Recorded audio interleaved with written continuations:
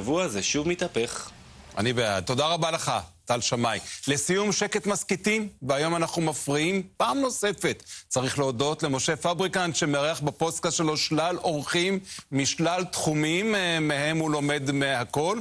שלום לך משה, בוא תציג לנו את האורח שלך השבוע. שלום, נמצא איתי בכללי עודד ניר. מאוד. עודד, אתה מוזיקאי, אתה מפיק גם, נכון? נכון. ובגדול, עודד עכשיו היה בהולנד. מה הבשורה שאתה מביא לנו מהולנד? בגדול אתה מנסה להנגיש את החיים של היהודים בהולנד והדברים שקורים שם. בגדול אני מנסה להגיד שהמציאות בעולם המערבי ומערב אירופה השתנתה. ואני אחרי 19 שנה חזרתי לארץ, והיום אני תושב חוזר, כבר חצי שנה, ואני חושב שאנשים צריכים לבדוק את המציאות הנתונה היום לישראלים ויהודים במערב, לבדוק אותה מחדש, ובכלל אולי לשקול מי ששם לעשות כמוני ולחזור הביתה. בגלל מהגרים ומוסלמים בין היתר. כן, אבל אתה יודע בגלל שאתה... האווירה העוינת יותר, בהחלט. אבל כשאתה אומר אווירה עוינת, אתה שם הקמת משפחה בהולנד. אני התחתנתי בהולנד עם ישראלית, מישראל, מראשון, ובנינו בשנתיים האחרונות בית בראשון לציון, וחזרנו לארץ לגור בו, כן? ביחד. משה, אז בעצם אתה מביא את עודד, שהוא בעצם מוזיקאי, אבל אתה מביא אותו כדי לדבר איתו על היחס שמקבלים הישראלים בהולנד. כי הוא בסופו של דבר חווה את השטח, הוא היה שם באירועים, בכללי חלק מהמקצוע שלו זה להיות שם באווירה. והדור שלי, הדור הצעיר, אני בן 22, כן? אנחנו רוצים להבין אם להישאר בארץ או לא להישאר בארץ. יש לי חבר שהוא מאוד מצליחן, קוראים לו יואב דגני, מבין יוצרי התוכן הגדולים בארץ, והוא עזב לפנמה. כי הוא פשוט, לא יודע, משיקולים שלו, ואני רואה עוד חברים שלי שהם מאוד מצליחנים, שעוזבים את הארץ. ואני אומר לעצמי, אוקיי, יש פה תופעה. השאלה היא, האם אנחנו צריכים לחזור לכאן, בגלל מה שקורה בעולם והכל, או שאנחנו צריכים לעזוב. למה? כי יש דברים יותר יפים בעולם.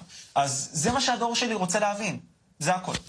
אנחנו השבוע, לפני כמה ימים, אנחנו ערכנו כאן עודד אנשים שהחליטו שהם עוזבים את ישראל ועוברים להולנד. וכששאלנו את אותה אישה שמלווה אותם, שאלנו האם יש באמת איזשהו יחס עוין, והכל איזה מה, אנחנו לא מרגישים יחס עוין בהולנד, אנחנו מדברים עברית בינינו ואין הרבה יחס. אז אתה אומר שזה בדיוק הפוך. תראה, אני אומר שזה הפוך. תראה, צריך גם לחלק קודם כל אני מדבר על מערב אירופה בכלל, לא מדבר רק על הולנד.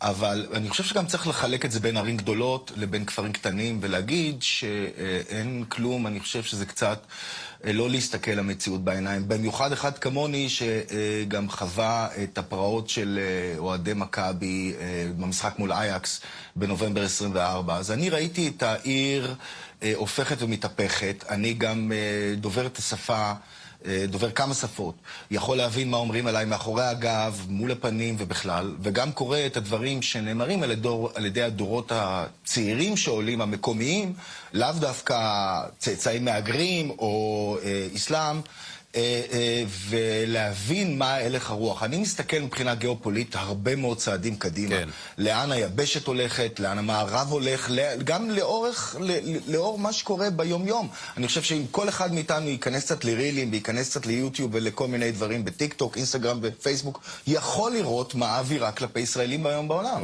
והיהודים אין טעם להסתיר את זה או להתעלם מזה. זאת האמת. עכשיו, כל אחד יש לו את הרצונות שלו. כן. הפודקאסט של משה פבריקנט מארח את עודד ניר, נשמע מעניין, תודה רבה לשניכם. תודה רבה לך. תודה. אנחנו סיימנו